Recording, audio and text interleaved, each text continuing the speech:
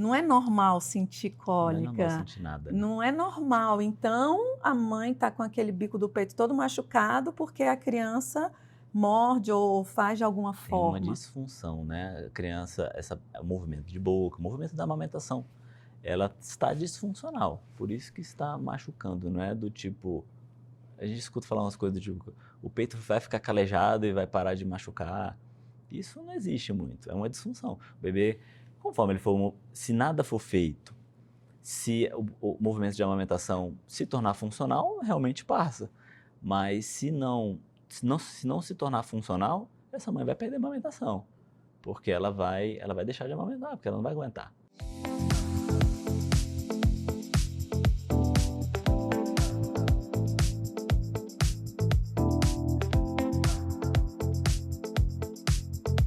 E antes de começar o episódio de hoje, eu quero apresentar e agradecer com muito carinho os nossos patrocinadores, que acreditaram nesse projeto desde o início e tornaram o consultório aberto ainda mais especial. A começar pela Cerrado Chic, uma loja que eu simplesmente amo. Com curadoria impecável em peças de decoração, móveis e itens exclusivos. Foi a Cerrado Chic que assinou toda a ambientação do nosso cenário. Com bom gosto, originalidade e aquele toque que faz toda a diferença.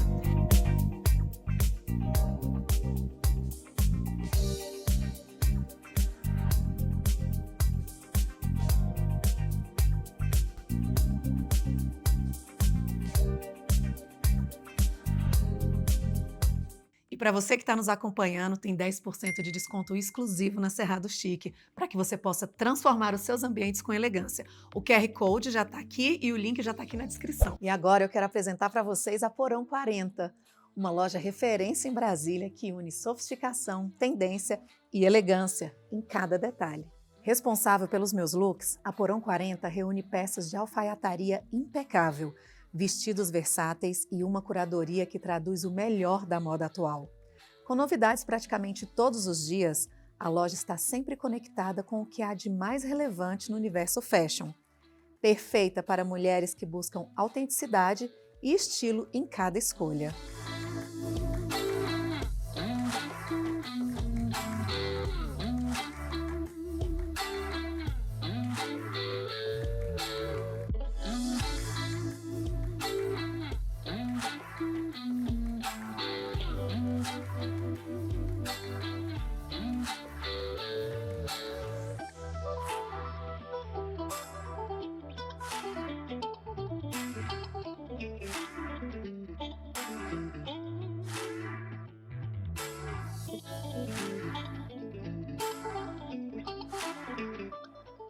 E tem presente para quem nos acompanha aqui.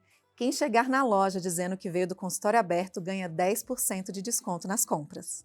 Agora corre lá e aproveita, porque estar bem vestida também é uma forma de cuidar de você. Estou abrindo a porta do consultório mais uma vez e, gente, olha que legal. São tantas especialidades, são tantas coisas que a gente vai conhecendo aqui. Eu, principalmente, imagino que vocês também estejam aproveitando dessa mesma forma, que hoje eu vou receber, nesse exato momento, ele já está aqui, um profissional também da fisioterapia.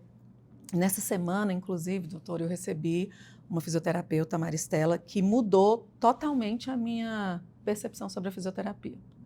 O quanto ela é necessária, o quanto ela é importante, e eu já havia lhe convidado, porque essa questão com as crianças me chamou bastante atenção, vi você manipulando, eu falei, gente, como é que alguém escolhe, e homem e forte, né? A gente fica assim, é tão... É verdade, é um público muito feminino, né? Os Muito. profissionais. E aí eu vi, e já tinha te convidado, mas ainda não tinha feito a entrevista com ela. E ela mostrou tamanha importância do que é a necessidade de um fisioterapeuta antes de uma cirurgia, de trazer a função para o corpo. Então, mais do que nunca, né, começando com a Maristela agora, em total respeito, principalmente a especialização que você escolheu, quero agradecer. Obrigado. O Dr. Carlos está aqui hoje e gostaria que você começasse falando da sua formação, esse desejo pela fisioterapia. A gente já estava aqui no bastidor e ele contando que aos 9 anos, vou deixar ele contar essa história, ele já entendia dos músculos. Então, falar um pouquinho da questão da fisioterapia, da sua formação, da decisão pela especialização com relação a crianças, e aí a gente vai conversando. Bem-vindo. Ótimo, obrigado, Carolina. Bom, agradeço a oportunidade de estar aqui no consultório aberto. Felicidade poder falar, poder conversar com você e a gente falar um pouquinho da minha trajetória aí, desse caminho, sou completamente apaixonado, que é a osteopatia pediátrica, especialmente. Bom, eu sou Carlos Rafael, casado com a Daniele, tá aqui inclusive, pai da Liz, 7 anos. Então, assim, eu sempre fui apaixonado pela área da saúde, sempre fui, eu não me vejo fazendo outra coisa que não fosse dentro da área da saúde, mas eu tive essa vontade de iniciar o trajeto dentro da fisioterapia, isso lá em 2006, que a gente iniciei logo depois da conclusão do ensino médio, e comecei lá em 2006, fiz os 4 anos de fisioterapia, e eu conto a história de que no final da formação, eu via muitos profissionais se formando, amigos meus, colegas de semestres mais avançados, desmotivados com a fisioterapia. Eu comecei a buscar o que seria interessante caminhar dentro disso. O curioso é que eu achei que eu ia trabalhar com atleta. Eu fui atleta de base de futebol, então eu gostava muito dessa parte de esportes. Mas quando eu fui para o estágio de ortopedia, aquele estágio de conclusão do curso, e eu queria ir com um orientador de estágio referência. Aí eu busquei o orientador de estágio e esses colegas de semestres posteriores, eles me indicaram fazer eram uns cursos de finais de semana que esse profissional, orientador de estágio, e ele é osteopata, né? Então ele fez esses cursos e eu, começando a aplicar aquele raciocínio dos cursos dele, que não era nem osteopatia, tinha raciocínio sobre a osteopatia ali, eu comecei a achar aquilo muito interessante. Aí eu e mais 3 colegas, a gente decidiu fazer osteopatia, e eu conto também que eu já estava inscrito numa pós de ortopedia desportiva, e eu acabei cursando as 2 juntas, entrei nessa loucura de fazer as 2 juntas. Acabou que a outra foi ficando um pouco de lado, eu fui mergulhando dentro da osteopatia, assim, me apaixonando, esse encantamento se multiplicando. Eu falo que a osteopatia é muito encantadora para nós como profissionais, porque a gente passa a conhecer o corpo de uma forma muito mais específica, né? Então eu falo que o osteopata é aquele profissional que estuda muito, é um curso de 5 anos, na minha época ainda são 5 anos, mas na época ainda tinha a osteopatia pediátrica, que é a área da minha especialização da especialização, que era no 6º ano, mas são 5 anos bem densos, de muito estudo, muita abdicação mesmo. Além da formação da fisioterapia. Da fisioterapia, isso. É um curso longo, um curso muito denso. Uau! Mas que é justamente para isso, para a gente aprofundar o conhecimento do corpo. E eu falo que o osteopata é o profissional que passa a entender o corpo de uma forma funcional, diagnósticos funcionais. A gente entender como funcionam todas as partes do corpo, entender como que as estruturas se conectam do corpo, e a gente passa a ter um raciocínio clínico sobre entender qualquer que seja o sintoma, qualquer que seja a manifestação do corpo de disfunção, a gente tem um raciocínio sobre a origem. E depois desse diagnóstico traçado, diagnosticado, de forma manual a gente devolver a função dessas estruturas. Então eu falo que para mim é muito interessante a gente entender de fato de onde vem a causa. Eu falo que dentro da nossa medicina tradicional, da fisioterapia tradicional, a gente acaba combatendo muito os sintomas. Tem um sintoma, você vai tomar um remédio. Dentro da fisioterapia tradicional, você vai fazer alongamento, um aparelho na região ali. E dentro da osteopatia, a gente pega o sintoma clínico, o sintoma, como uma informação para a gente raciocinar sobre a causa. O que aconteceu lá atrás. No corpo, o que não está funcionando bem para desencadear aquele sintoma. Não é nem de algo que possa ter acontecido anteriormente, é em outras partes do corpo também. Exatamente. A gente faz nas adjacências, de uma forma geral, onde está o problema.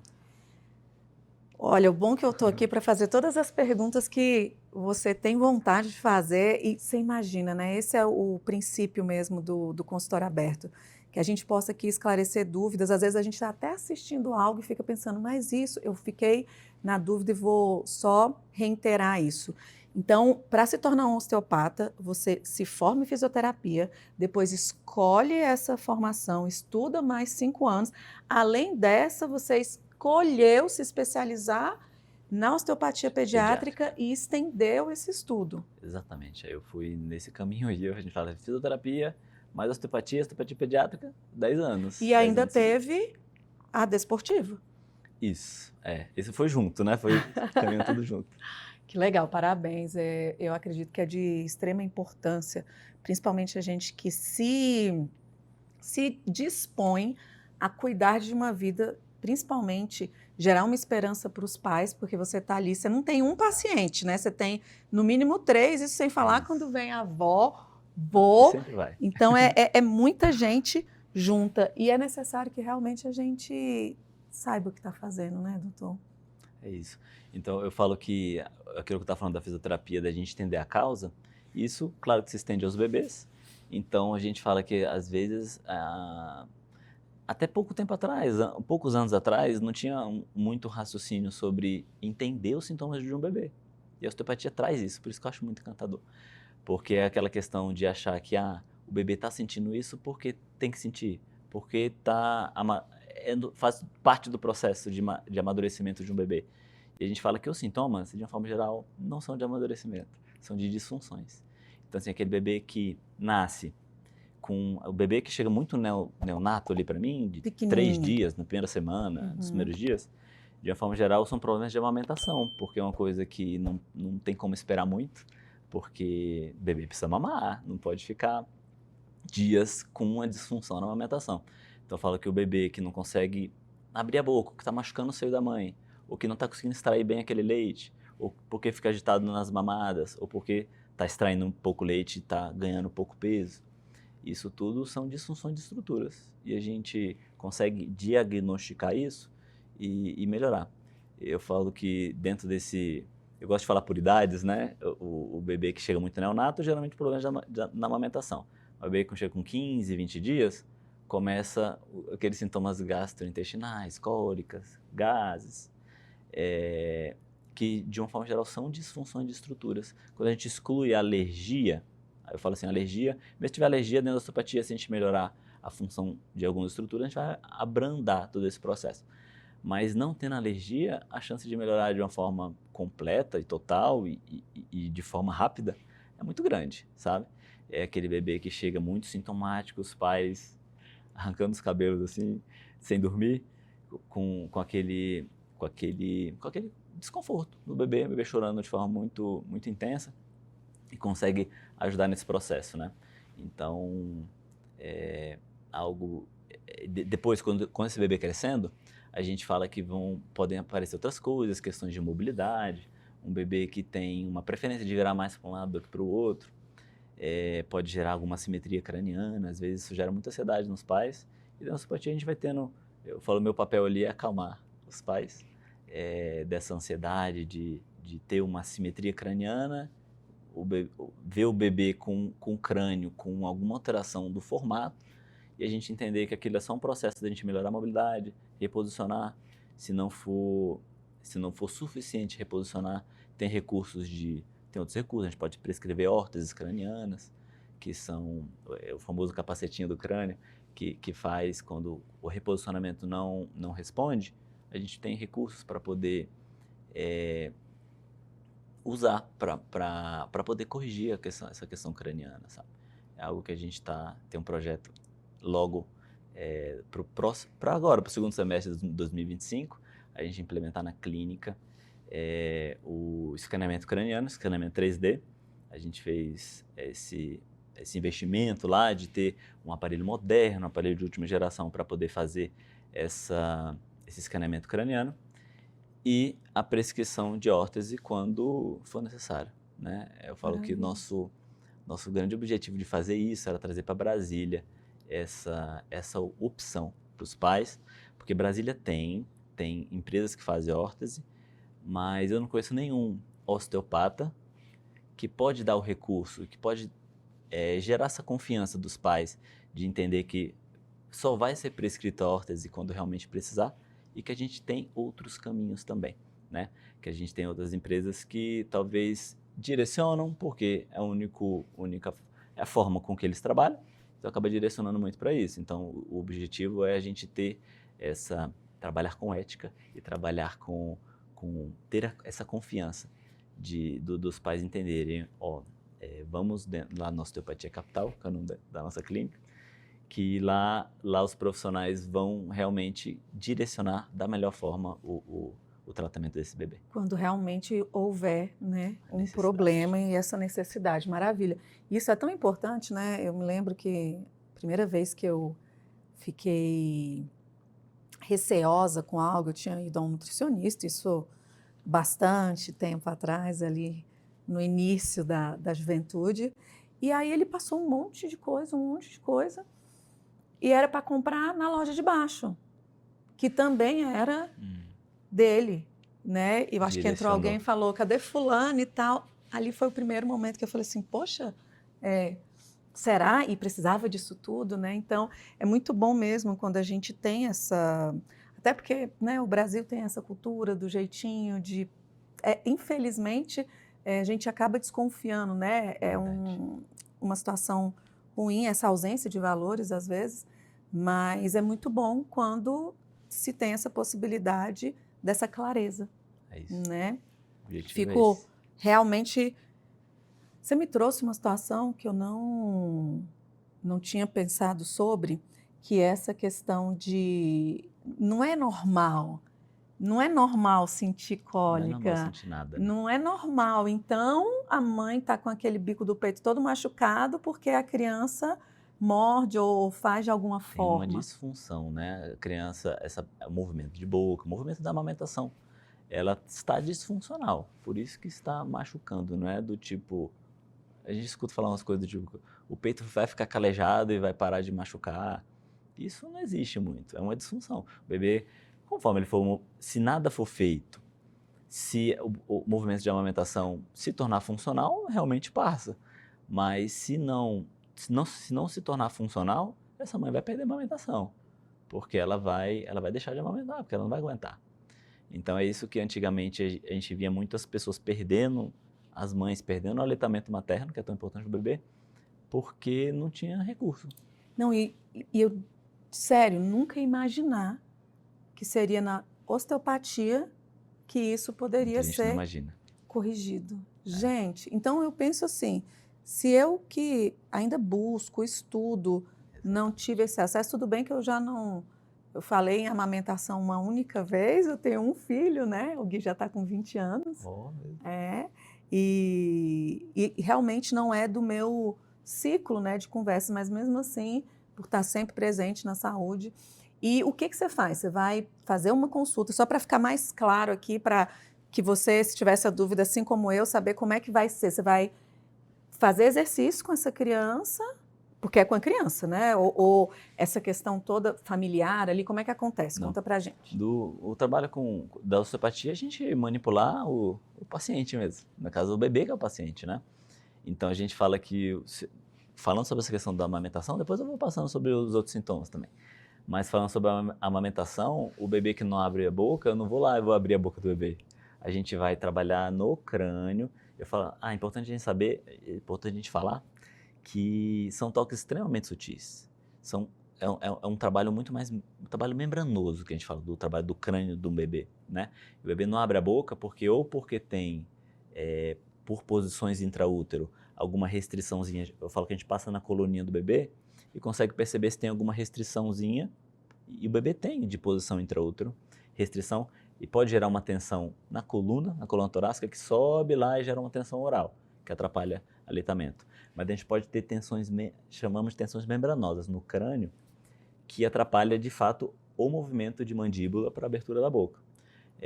A gente tem trabalho sobre a resposta da inervação sobre o nervo que vai lá para a língua, que é o nervo hipoglosso.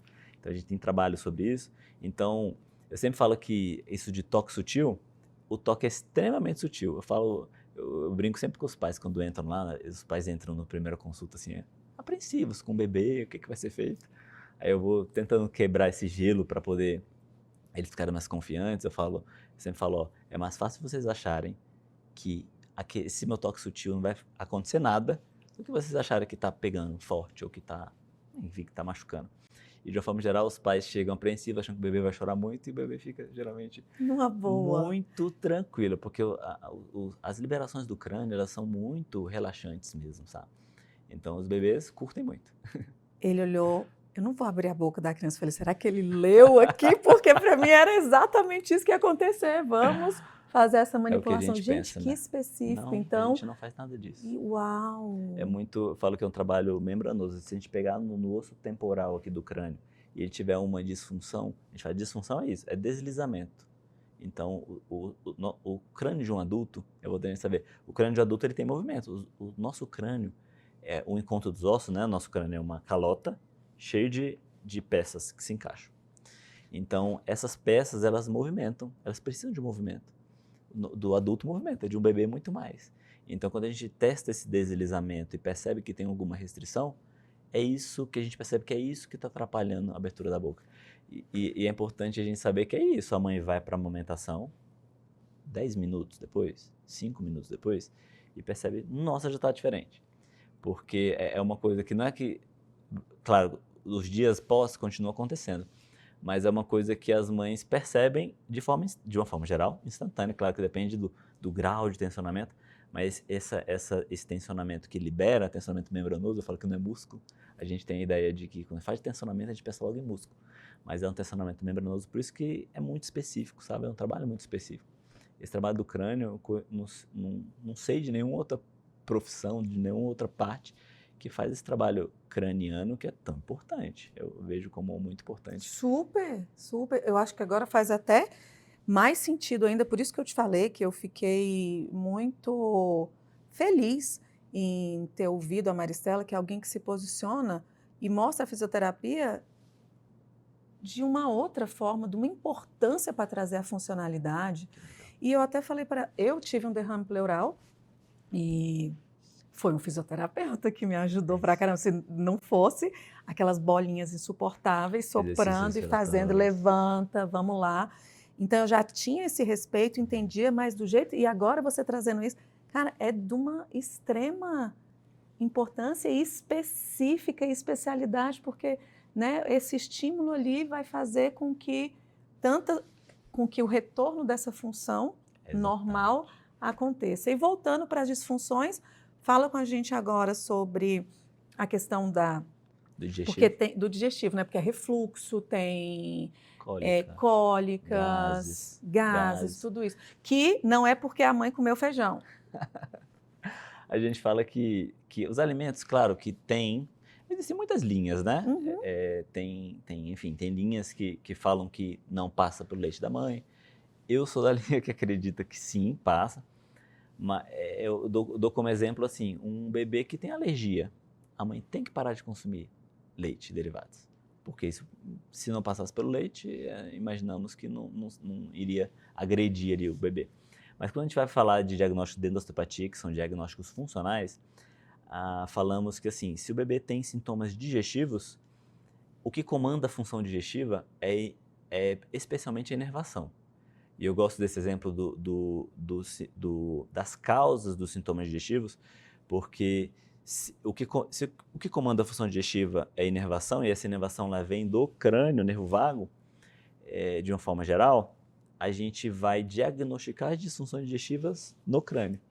Aí eu gosto desse exemplo, dentro daquele raciocínio de que a gente entender que aqui é um sintoma clínico e a causa está em outro lugar, a gente vai no crânio e consegue ter percepções. Eu falo, quando a gente está avaliando o crânio, é um bom exemplo dessa sensibilidade que a osteopatia traz do exame físico, né, da gente tocar as estruturas, porque a gente está avaliando como estão as membranas por dentro do crânio, por baixo dos ossos, por meio do movimento dos ossos do crânio. A gente consegue ter essa percepção, assim como se tiver entender que ali não está funcional, a gente tem como, por meio dos ossos do crânio, mobilizar essas estruturas e melhorar. E quando a gente toca no crânio e percebe algumas regiões que não estão funcionais, isso a gente entende-se que a parte digestiva não está funcionando bem. Isso não é só para bebê não, em qualquer idade. Só que o bebê, ele é muito exigido, essa parte gastrointestinal, porque de fato está amadurecendo, isso existe um amadurecimento? Claro que existe, que é de absorção. Amadurecimento é o quê? Absorção para nutrir o corpo. Então, como o bebê está com essa necessidade de amadurecimento desses tecidos para absorver e nutrir o corpo, o corpo exige dessas estruturas. Então, se a inervação não está bem, dispara muitos sintomas, sabe? Então, quando a gente fala, esse exemplo que eu gosto de dar, que a gente entender que a gente vai mexer muito no crânio, o crânio tem que estar bem, não pode estar com tensão membranosa para poder a parte digestiva funcionar bem. Então, todos esses sintomas de cólica, gases, refluxo, de uma forma geral, é inervação. Quando a gente fala de disquesia, que é algo que é muito comum, disquesia é o bebê que se espreme muito para soltar pum, para evacuar e fica lutando contra essa pressão. Isso, de uma forma geral, vem de uma tensão diafragmática, que a gente vai avaliando por que essa tensão diafragmática está ali, que é avaliando na coluninha do bebê. Então, a gente fala que, de uma forma geral, a gente vai avaliar o bebê como um todo, para poder entender onde que está disfuncional, e dentro dessa avaliação física, a gente consegue entender, o corpo do bebê fala, né? Eu falo que os pais trazem demandas, trazem sintomas, só que a gente vai tocar o corpo do bebê, fazer o exame físico, e o corpo do bebê vai mostrar, vai falar onde que está o problema. Ou seja, se esse pai nem falasse para você o que está Totalmente possível. acontecendo, seria possível Totalmente você possível. falar isso, isso. E eu falo que assim, os bebezinhos que chegam muito novinhos, igual eu falei, chega com 15 dias, com 20 dias. A gente está avaliando o corpo do bebê, a gente vai entendendo o que na frente vai vir de sintoma. Então a gente vai trabalhando ali para não vir os sintomas de forma preventiva, sabe? Muito bom. Tem muito desse trabalho preventivo. E muitas vezes, às vezes, os pais vêm me falando, sei lá, o bebê tá com cólica, tá com gases. Aí eu vou avaliando o corpo dele e falo assim, ele dorme assim, né? Ele fica assim, ele vira a cabeça para cá. Ou ele não tolera ficar de barriga para baixo no tummy time, porque o corpo dele vai mostrando o que não está funcional. Então a gente já vai entendendo o que o bebê faz em casa. Olha só. Porque o corpo ele mostra, o corpo ele fala. A gente vai tendo essa percepção e tocando no corpo, o corpo do bebê já vai falando por si só. Você destacou que o seu foco atual, está claro aí, é o atendimento infantil, né? Porque os cuidados do corpo, logo ao nascer, eles são tão importantes. E aí você trouxe uma situação dessa questão que pode ser preventiva. Sendo assim, depois você me fala dessa importância desses cuidados logo no início, seria interessante, então, que ao nascer, trazer o recém-nascido, mesmo que esteja tudo fluindo muito bem, para fazer pelo menos uma consulta no osteopata? Super. Eu falo que se a gente está mexendo em função de estruturas, a gente está projetando como vai ser esse bebê no futuro, como vai ser esse adulto, esse bebê que vai virar um adulto, vai virar uma criança, vai virar um adulto. Então a gente mexe, como a gente mexe em função de estruturas, a gente vai trabalhar para melhorar a função de estruturas para que flua o desenvolvimento. E quando a gente fala de função de estruturas, não estamos falando só de osso, nem só de articulação. A gente está falando de inervação, que vai para a parte digestiva. A gente está falando de tensão craniana, que pode... Assim, essas hipóteses vão muito longe. Porque se uma estrutura vai crescendo, se desenvolvendo com tensão, com compensação, nosso corpo ele é muito feito por compensações. Nosso corpo tenta ser funcional. Ele tenta funcionar e sobreviver. Então, a gente fala, se a gente tem uma estrutura que não está muito funcional, ela vai ter uma outra estrutura que vai compensar. Então, eu falo que tudo aquilo que a gente mexe num bebê, a gente está projetando o que vai ser nesse futuro. Eu falo que tudo aquilo que acontece nos primeiros 1000 dias do bebê, que é desde a concepção, a vida intraútero desse bebê. Então, desde a concepção, gestação, nasceu e 2 anos de idade, depois que nasceu, é tudo aquilo que a gente é hoje. Ou quase tudo. Evidente que no meio do caminho pode ter acidentes, pode ter doenças, pode ter um monte de coisa. Mas isso é o meu raciocínio osteopático, projetando lá na frente. Porque é muito isso. Tudo aquilo que o bebê passou dentro da barriga, que ele nasceu, que ele teve, o bebê que não ficou de barriga para baixo, que não engatinhou, isso com certeza vai gerar repercussões. O bebê que teve muito sintoma digestivo e no crânio, enfim, igual a gente falou, não conseguiu amamentar por causa de disfunções, ele vai tender a ter questões no futuro. Aquilo que você me falou de cuidados logo ao nascer, eu sempre falo que a gente vai morar no Brasil ainda, que a gente vai ter esse cuidado primário da osteopatia com bebês quando nascem. Na Europa, que é muito mais difundida a osteopatia, eu falo dos países um pouco mais sérios, como Alemanha, França, tem osteopata dentro da sala de parto. Então, assim, na equipe de neonatologia, o bebê nasceu, antes da primeira mamada, ele passa pelo osteopata. Então, ele nasceu, o neonatologista avaliou, liberou para o osteopata avalia todas as questões, porque dentro da barriga, na gestação, os bebês eles são submetidos, acaba desenvolvendo algumas disfunções, sabe? Que é isso que a gente fala quando o bebê nasce e tem problemas da amamentação, são disfunções. A gente já consegue entender com o bebê logo quando nasce se ele tem restrições mecânicas que pode atrapalhar um movimento, um engatinhar mais para frente, uma posição do tummy time, que a gente fala tanto do tummy time, que tem tantos benefícios, que é o bebê ficar de barriguinha para baixo e fazer as posturas em extensão, porque ele está desprogramando essa postura fetal, sabe? E isso ajuda muito na parte digestiva. As pessoas imaginam que o tummy time é só uma coisa de fortalecer o pescoço do bebê, só deixar o pescoço forte. É um dos inúmeros benefícios. O bebê sair da postura fetal, ou ter estímulos, o contrário da postura fetal, fazer estímulos em extensão, isso ajuda muito, muito na parte digestiva. Então, além de identificar, né, possíveis disfunções, você também ensina posturas, manipulações, não sei, exercícios para que esses pais continuem em casa. A gente precisa fazer isso, né? A gente fala que se a gente vai mexer nas estruturas do bebê, melhorar a função delas, a gente precisa de algum estímulo, enfim, diário, seguir nesse processo. Então, a gente sempre tem orientação sobre alguns exercícios, algumas posições que a gente precisa fazer para desenvolver bem esse bebê. Eu já estou me sentindo mal aqui. Como eu não busquei um osteopata? Porque você vai pensando, né? Você vai se ver na situação. É informação, né? É informação que a gente tem hoje. Assim, hoje eu falo que esse mundo globalizado, a rede social, essas coisas, tem muita informação ruim. Mas a gente filtrando, a gente tem acesso à informação, nossa, né? Eu fico realmente feliz por poder transmitir isso aqui, né, no consultório aberto, para que mais pessoas realmente busquem e sejam beneficiadas com algo que não sabiam, né? Além da vida da Virgínia. Né? Eu acho que tem coisas que, como essa, casamento da Virgínia, não é? Que acabou, não sei se voltou, não sei como é que tá. Doutor, o que é o top 10 ali do que te procuram? A gente fala que tudo isso é muito comum. Problemas da amamentação, cólica, gases, disquesia, torcicolo congênito. Torcicolo congênito é o bebezinho que, por posições intraútero, de uma forma geral, às vezes as pessoas acham que é o jeito que eu pego, o que aconteceu, é posição intraútero. O bebê que, classicamente, o bebê que fica semanas na mesma posição, pode ser em qualquer posição, ele está crescendo, se desenvolvendo e pode gerar restrições mecânicas articulares, que a gente fala. Então, eu falo que o bebê com torcicolo congênito ele tem um tônus muscular aumentado, o músculo está fazendo com que o bebê fique viciado numa mesma postura, até porque vai para outra postura ele acaba sentindo desconforto.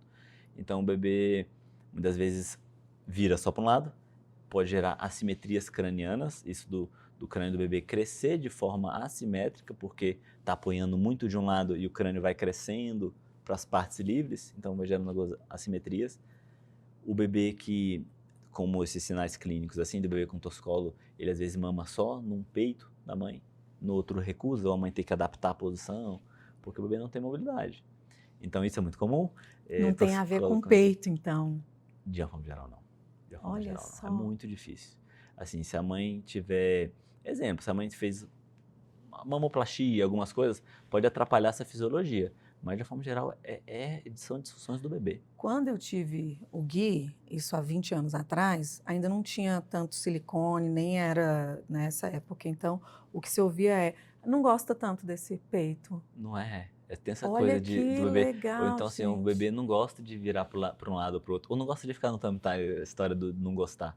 Não gostar, não, ele está desconfortável, né? O corpo do bebê está dando sinais que não está funcionando. Gente, que sensacional. Eu quero saber sobre essa questão da 3D e tudo, mas antes me lembrei de uma coisa, porque querendo ou não, nós temos o conhecimento, né, histórico, ancestral aí, daquela senhora que vai cuidar do seu filho. A Astré, que era uma amiga da minha mãe, ela foi visitar o Gui. Eu não tenho família aqui em Brasília, né? Minha mãe é do Acre, meu pai é do Rio Grande do Sul. Então, não tem família, que eles se conheceram aqui. Então, essa amiga da minha mãe que veio ajudar e tudo, estava com a minha mãe também quando o Gui nasceu. E ela falava, tem que virar a cabecinha do neném de 30 em 30 minutos. Eu não sabia por quê, e nem porque tinha, e para mim era uma questão estética, porque eu não ia ficar, a cabecinha do Gui era linda, e eu virava 30 minutos, virava ele. Alternava as posições. Alternava. O indicado é isso, né? Vamos lá, o bebê que tem liberdade de movimento, tá certo, o bebê com até os 2 meses, a posição que a gente coloca, de forma geral, ele fica. Mas o bebê que tem liberdade de movimento é o bebê que, depois dos 2 meses, ele vai naturalmente alternar as posições. Então é importante a gente saber que o bebê que fica em qualquer que seja a posição, ou para um lado, ou para o outro, ou até reto, porque existe uma orientação da Sociedade Brasileira de Pediatria, do bebê dormir com a barriga para cima, né? Mas a gente fala que a barriga para cima, a cabecinha, ela pode lateralizar. E às vezes o bebê tem uma rigidez na coluna, que faz com que esse bebê goste, entre aspas, de ficar muito com a cabecinha reta, olhando para o teto, que gera um outro tipo de assimetria. Esse que você falou dos cuidados de alternar são extremamente importantes para que o crânio cresça de forma simétrica. Se o bebê tiver uma rigidez ou tiver uma disfunção, agora a gente está falando muito dessa palavra disfunção, o bebê vai ter um crescimento assimétrico, vai gerar assimetria. Se o bebê passa dos 2, dos 3, dos 4 meses na mesma posição, ele vai gerar algumas assimetrias. Nossa, estou pensando aqui, imagina quantas pessoas, né, podem ser beneficiadas com essa informação, porque tem muita, né, principalmente nas classes onde não há um apoio, ou essas meninas que engravidam muito cedo e por alguma circunstância não tem rede de apoio para avisar, para sinalizar, e talvez sem condição disso poder ouvir e ver o quanto é realmente importante, porque se você não estiver nesse meio conversando sobre isso, você engravida numa época da sua vida onde não é ali a fala, né? Eu me lembro que a primeira pessoa que engravidou, eu estava no 2º grau, tinha 15 anos, aquilo era assim. Então, provavelmente, se ela fosse se casar ou deu algum problema, não vai conviver com a família, quem ia trazer essas informações? É isso. Essas informações são valiosas, né? Para a gente poder... E quando o neném está pequenininho ali, você já tem tanta coisa para pensar, ficar olhando se ele está vivo ainda, né? Ou está vivo, continua vivo. Não vai se preocupar com isso. Com né? algo que é tão específico e tão importante. É verdade. E tão importante. Às vezes gera um transtorno, né? Porque assim, não tem essa informação, a história do gerar uma assimetria. Aí você não sabe o que fazer, aí vai pensar... É um defeito, e pensa nasceu com defeito. Vai na neurologia pediátrica, achando que tem alguma coisa, uma síndrome.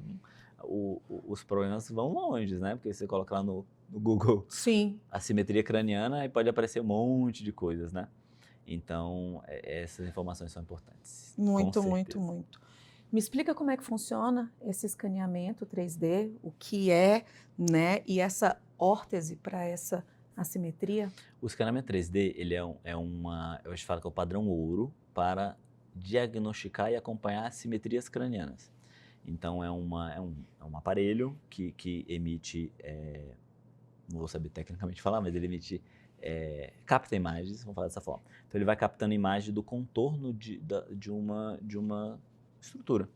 Então, quando a gente coloca o bebezinho lá com uma touquinha específica para poder tirar o cabelinho ali do bebê, né, o volume do cabelo, e a gente vai fazer um escaneamento do crânio do bebê para entender essas assimetrias. Então, claro, primeiro tem uma desconfiança de uma assimetria visual, a gente vai mensurar isso para poder acompanhar essa questão do crânio. Existem outros recursos, como o craniômetro, que a gente usa de forma mais simples, né? Mas aquilo que eu falei que a gente implementou na clínica, está implementando na clínica agora para o 2º semestre, agora desse ano, a gente ter esse recurso. Então, porque é o padrão ouro da gente poder diagnosticar com precisão essas assimetrias e acompanhar. O escaneamento craniano, ele é feito também para indicação de órtese. Então, fala, não só faz escaneamento craniano, quem vai fazer a órtese craniana, que é o capacetinho. Mas, enfim, as empresas que fazem isso, né, elas precisam desse escaneamento craniano. Então, vai com scanner craniano, porque o capacete ele é feito sob medida. Então, cada bebê tem a sua órtese ali. E, enfim, é mandado lá para a empresa vai fazer a órtese craniana sob medida para esse bebê. E esse bebê vai utilizar essa órtese por um período, claro que depende da gravidade desse processo, mas de uma forma geral é utilizado de 3 a 5 meses. Qual a idade mínima para A começar? partir dos 4 meses. Os bebês com assimetria craniana, a partir dos 4 meses, se for o caso, se for indicado, já pode ser Então, utilizado. agora a sua clínica, que é a clínica Osteopatia Capital, Exatamente. na 215 Sul, depois eu vou deixar tudo aqui na descrição, como achar, porque agora ele já é procuradíssimo, 610. né? 610? 610 Sul, isso. 610 Sul.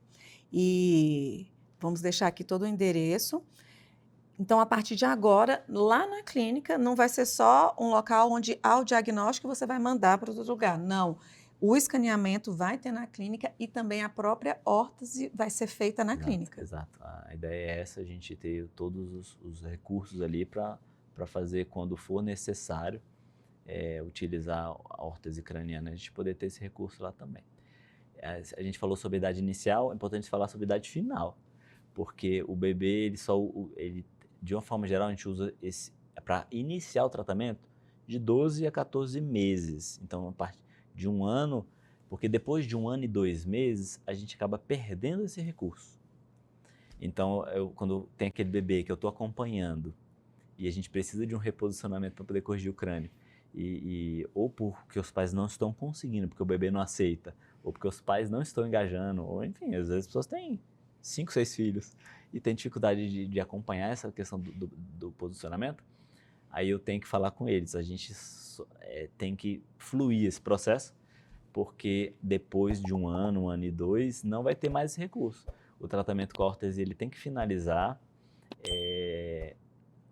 como protocolo até os 18 meses, até um ano e meio desse bebê. Então é o momento da gente não ultrapassar disso, sabe? Então, eu quero que você dê esse recado aí diretamente para que esses pais, e se não foi o pai ou a mãe que está vendo, que compartilhe esse conhecimento, né? Uhum. E eu estou falando isso, sabe, doutor Carlos, por de cadeira. Eu não sabia que trabalhei, né, em várias áreas, então durante muito tempo eu convivi no mundo corporativo com a maioria de pessoas do sexo masculino, ou seja, não se falava em congelar óvulo. Uhum. Essa pauta não era o assunto e aí eu, né, fiz uma inseminação já com o tempo, né, depois dos 40 e tudo. Enfim, estou querendo dizer que eu não tive essa informação. Já depois, conversando com uma amiga que aos 30 já estava começando a coletar óvulo e isso e aquilo. Claro que eu não busquei, enfim, não era tão comum, mas que agora, a quem essa informação chegar e que perceber, envia, porque não é nem sobre os pais, né? Sobre aquela criança que está ali e que pode, e tem um tempo limite. Passou daí, por isso que eu lembrei, passou de uma época só Deus mesmo um milagre, e não foi, entendeu? Então, que esse recado seja dado com bastante precisão. Que a gente use o tempo, né, a nosso favor e nosso desfavor, porque é isso, os cuidados com o bebê, o tempo está passando. A gente tem que trabalhar isso. Aquela história de que eu gosto de falar dessa situação, porque antes tinha muito a história no tempo, espera que o tempo corrige. Não, você não precisa. Eu falo que a gente tem que ter um cuidado do tipo assim, por que a gente vai esperar o tempo, enfim, desencadear um problema, mas sendo que a gente tem esse recurso para poder corrigir, a gente pode corrigir e trabalhar esse processo, sabe? Então, esse tempo, eu falo que assim, o tempo não corrige os problemas do seu bebê. Pode gerar compensações, que continua não sendo o ideal. O ideal é a gente... Hoje tem muitos pediatras, eu falo que tem muitos pediatras que eu nem conheço que me indicam, muitos em Brasília, dezenas de pediatras. e que hoje a gente tem essa linha de pediatras atualizados, informados, de que o bebê não está virando bem para um lado, vai para o osteopata. Para tentar corrigir logo esse processo e não ficar esperando o problema se instalar para depois ser muito mais difícil. A gente não leva o bebê no pediatra mês a mês porque tem que ver se está tudo bem, mesmo sem ter nada. Você tem que levar uma vez por mês no mínimo durante o primeiro ano dele. E é exatamente isso. Eu acho que se a gente tem uma desconfiança de alguma coisa, a gente tem que logo descartar isso, se for o caso, ou se tiver algo, quanto mais novinho, tudo é muito mais fácil de corrigir. É uma coisa que às vezes um bebê com 20 dias, com 30 dias, vai corrigindo todo o corpinho dele e daí vai fluindo bem, sabe? É interessante. Então, muito sério isso, e quanto mais cedo, nesse caso, melhor. Então, foi o que eu aprendi, né, de tantas coisas novas já durante essa entrevista, é que realmente o quanto antes, principalmente se tratando, né, do corpinho da criança, melhor e mais possibilidades você vai ter de conseguir corrigir qualquer disfunção, Com certeza. né? Eu entendi bastante com relação à questão das membranas, a diferença, o quanto a osteopatia tem algo, né? Eu não digo que há mais, porque como você falou, é uma especialização da físio, mas se for para você trazer um esclarecimento, né? O porquê a osteopatia com relação à fisioterapia clássica comum, Tá, o que seria? qual a diferença, né? Então a gente passa, eu falo que no final das contas, osteopatia é uma especialização da fisioterapia. Então, no final das contas, a gente vai pegar estruturas que não estão funcionais para colocá-las em função. Mas, para a gente chegar nesse diagnóstico, que estrutura que não está funcional, a gente tem muitos recursos de entender aquilo que eu falei sobre raciocínio clínico, sobre a causa primária dos sintomas. Então, a gente vai ter um raciocínio sobre onde que começou, que estrutura no corpo que está disfuncional de forma primária, que está desencadeando uma série de compensações no corpo que finalizaram com sintoma. Então, se é o grande diferencial da osteopatia é esse raciocínio clínico sobre a causa, da gente entender de onde que começou e de forma manual, depois do diagnóstico, a gente mexer nessas estruturas, deixar elas funcionalmente bem, para que o corpo funcione. A gente fala que o corpo buscar o seu equilíbrio. Isso não tem nada de místico, de alternativo. É a gente entender que o nosso corpo ele é uma máquina cheia de engrenagens. Se tem uma engrenagem que não está funcionando bem, ela vai desencadear um monte de coisas. Então, se a gente coloca essas estruturas, essas peças da nossa máquina em função, o corpo começa a funcionar. E esse raciocínio ele vai longe. Eu falo que a gente pensa muito que a osteopatia vai tratar, sei lá, coluna, porque mexe muito na coluna.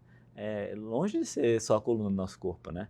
Então, a gente fala sempre esse raciocínio de fisiologia. Inervação, que vai para a parte digestiva, o digestivo, que tem conexões com a coluna, que podem gerar desconfortos na coluna, que podem gerar tensões em passagem de estruturas, cicatrizes. Às vezes as pessoas não dão uma importância para cicatrizes. Cicatriz é uma coisa muito comum de dar sintomas no corpo. Então, uma cicatriz no abdômen, uma cicatriz cesárea. A cicatriz cesárea é muito, muito comum de dar dor lombar em mulheres, por exemplo. Muito comum cicatriz de apêndice, que passam estruturas e às vezes dão sintomas no joelho.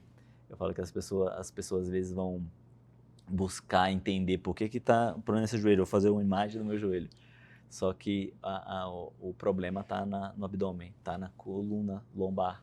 É a coisa mais comum que tem. Vai ficar gravado aqui. Eu vou lá. Mesmo se atendendo só a criança, eu vou falar, por favor, dá uma olhada. Eu tive uma apendicite grau 4, então me cortaram, né, do umbigo e até hoje é meio que Tem aderência. colada. Uhum. Essas aderências, elas geram disfunções, elas atrapalham o que está passando dentro do abdômen. Então, se a gente for parar para pensar, e o que está passando dentro do abdômen, com certeza gera algumas repercussões. Mas a cicatriz, ela pega tecido facial, fáscia, película que recobre o nosso corpo, entre a pele e o músculo, todo o nosso corpo. Então, se a gente tem um tensionamento cicatricial, ela pode dar dor, disfunção, muita distância, sabe? Mamoplastia, que é tão comum em mulheres, é muito causador, quando tem aderência, de de dores nas costas, dor cervical, é muito, muito, muito comum, dor nos ombros, Nossa, mas é muita coisa que a gente vai muitas aprendendo aqui, né? possibilidades. Muita coisa. Você foi reconhecido, né, com o prêmio Top of Mind. Conta pra gente o que que é isso. E eu quero saber o que você, como você trabalhou, como é que você conquistou essa reputação, né, de ser referência em osteopatia aqui no DF. Bom, foi muito bacana essa premiação, a gente fica muito lisonjeado, feliz, entendendo que o trabalho está sendo bem feito, né? Eu falo que, com certeza, eu tenho minha rede social lá, mas eu não sou tão ativo assim quanto eu poderia ser, né?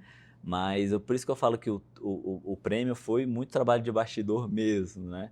Amo o que eu faço, eu trabalho bastante. As pessoas às vezes pegam no meu pé porque eu trabalho demais, mas porque eu amo. Hoje, sábado, eu estava atendendo até 1 hora da tarde. Então, eu, assim, enfim, eu amo todo esse processo, todo o trabalho da osteopatia. O que eu estava falando sobre o prêmio. O prêmio em si, ele é uma empresa que faz uma pesquisa de opinião pública. Então a gente fala sobre reputação mesmo, assim, sobre pacientes que vão falando bem dessa empresa e que indicam a empresa, enfim, que voltam e que falam bem dessa empresa. E a gente recebeu esse reconhecimento no ano passado, de acordo com 23 e 24, 2023 e 2024, como uma referência em Brasília com osteopatia. A gente ficou muito feliz por tudo isso, né? E é isso, a gente foi em São Paulo, teve em novembro de 2024, teve a premiação, a gente participou disso tudo, foi um momento muito especial. É desafiador às vezes falar da gente assim, né? Mas em resumo, porque ele contou e que ficou muito lisonjeado, mas o que você acredita é baseado na experiência, na quantidade de atendimentos e expertise que você vai Eu tendo acho que ali. sim, quando fala trabalho de bastidor é isso, a gente se preocupar, claro, em fazer o melhor ali, de atender bem, de entender como esse paciente ficou, o bebê ficou, ou o adulto ficou pós-atendimento. A gente tem uma política lá na clínica de ter uma pessoa responsável por mandar mensagem 2 dias depois para saber como é que a pessoa ficou. Então, entender como é que você ficou, qualquer coisa a gente coloca contato com os profissionais que te atendeu, né? Então, eu acredito que seja isso, e opiniões, né, depoimentos. Eu falo que a pessoa, para parar o tempo, para fazer um depoimento na internet ali, das plataformas onde faz o agendamento, a pessoa parar para ter um tempo, ela tem que estar muito satisfeita. Então, se a gente consegue encantar, surpreender positivamente, superar essas expectativas, de forma geral, a pessoa quer retribuir de alguma forma, e é dessa forma que as pessoas vão lá e fazem depoimentos grandes, gratificantes, é muito legal. Como a gente fala sempre em ética profissional, né? Lidando com as crianças mesmo, com essa parte de lidar com os bebês, como é que você mantém essa ética e competência profissional? O que é para você ali? A gente fala que a gente tem que trabalhar, todos nós que trabalhamos na área da saúde, a gente tem que entender que isso é uma missão, que é uma coisa divina. Deus nos dá essa dádiva da gente poder levar a saúde para as pessoas. Então a gente não pode se envaidecer.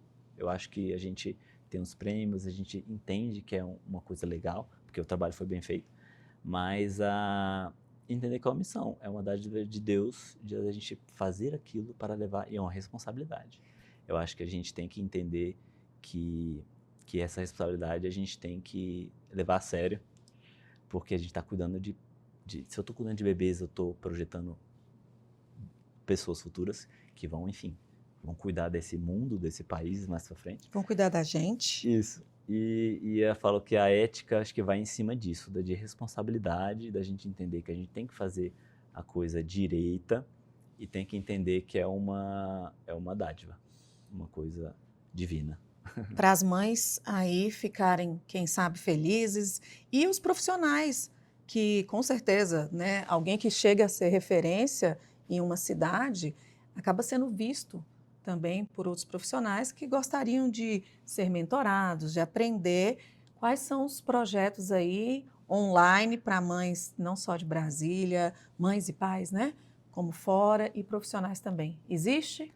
Bom, tem, eu falo, nada muito maduro, nada muito encaminhado, vamos dizer assim, nesse momento, mas existem projetos da gente fazer, alcançar pessoas que, enfim, que não estão em Brasília, que a gente possa fazer, enfim, ensinar a pessoa, ensinar mães como desenvolver esse bebê, entender com que cada fase, o que, que pode ser feito com o bebê.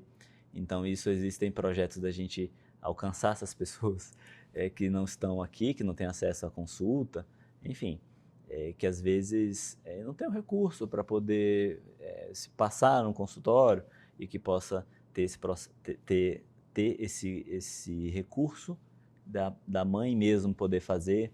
Existem projetos de ter cursos para profissionais, sabe? Da gente poder passar para profissionais coisas que, enfim, que funcionam, coisas que realmente funcionam para problemas da amamentação, igual eu falei. Eu falo que minha filha hoje tem 7 anos. Se hoje eu tivesse outro filho, eu ia fazer outras condutas, de tanto que mudam as coisas, sabe? De quanto que a gente, como osteopata, a gente consegue desenvolver coisas dentro de um raciocínio clínico, baseado na anatomia e fisiologia. A gente passa a entender como mexer nesse bebê e as coisas, de fato, deixam funcionais e melhoram todo esse processo. Então, dando spoiler aqui, eu acho que um curso muito que estou trabalhando para isso, para que se a gente se sair do papel, que seja sobre aleitamento, seria uma coisa muito interessante, assim, de ensinar para profissionais o que pode ser feito de certa forma simples, muito aplicável, sabe? Que possa fluir esse processo, que possa ajudar esses bebês a amamentar melhor. Essa família, né? Na verdade, é uma questão Com certeza. familiar, o impacto, né, é todo. Porque a gente que é pai, mãe, e sabe o quanto fica agoniante, né? Às vezes você não sabe ali como resolver algo. Eu acho que deve ser compartilhado de todas nós, todos nós. Ai, queria que fosse eu que estivesse ali sofrendo, né?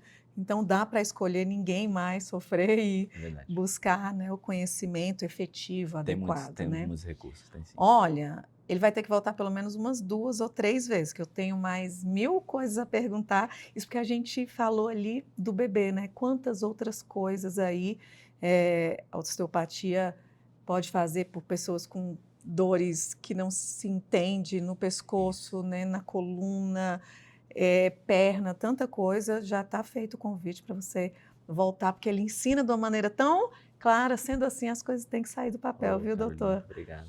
E eu gostaria que você desse uma mensagem aí final para esses pais que muitas vezes ou têm medo, ficam inseguros com relação a problemas. Eu não sei se acontece de alguém pensar, deixa meu filho, né, é assim, temos que aceitar essa questão da assimetria ou de outras coisas que eles passam. Qual a mensagem que você tranquilizaria, você como pai que já trouxe essa situação, que tivesse outro filho hoje, agiria com outra conduta, o que você pode falar para esses pais? Bom, Carolina, eu falo que assim, a gente tem muitos recursos. A osteopatia, ela dá muitos recursos da gente entender o que o bebê está passando, o que esse problema que o bebê está passando, a gente poder ter recursos de dar função para as estruturas e poder fluir esse processo, deixar esse bebê desenvolver bem.